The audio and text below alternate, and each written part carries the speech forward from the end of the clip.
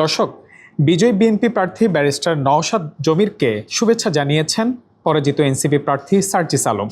ত্রয়োদশ জাতীয় সংসদ নির্বাচনে পঞ্চগড় ১ আসনে মোট ১৫৬টি কেন্দ্রে ভোট গ্রহণ অনুষ্ঠিত হয়। গণনা শেষে বিএনপি প্রার্থী ব্যারিস্টার নওশাদ জমির ১,৭৬,১৬৯ ভোট পেয়ে বিজয় অর্জন করেন। তার নিকটতম প্রতিদ্বন্দ্বী জাতীয় নাগরিক পার্টির উত্তরাঞ্চলের মুখ্য সংগঠক ও ১১ দলীয় জোটের মনোনীত প্রার্থী সার্জিস আলম তিনি পেয়েছেন ১,৬৮,০৪৯ ভোট। ফলে দুই প্রার্থীর মধ্যে ভোটের ব্যবধান দাঁড়িয়েছে মাত্র ৮,১২০। ভিম লিকুইড এখন মাত্র ৫০ টাকা, তেল চর্বি পরিষ্কার করে এক ধোয়াতেই।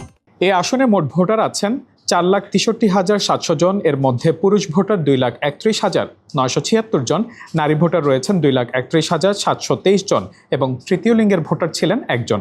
পরাজয়ের পর রাজনৈতিক সৌহার্দ্যের বার্তা দিয়েছেন জাতীয় নাগরিক পার্টি এনসিপির প্রার্থী সার্জিস আলম। ফলাফল ঘোষণার পর তিনি বিজয়ী প্রার্থী নওশাদ জমিরকে অভিনন্দন জানান।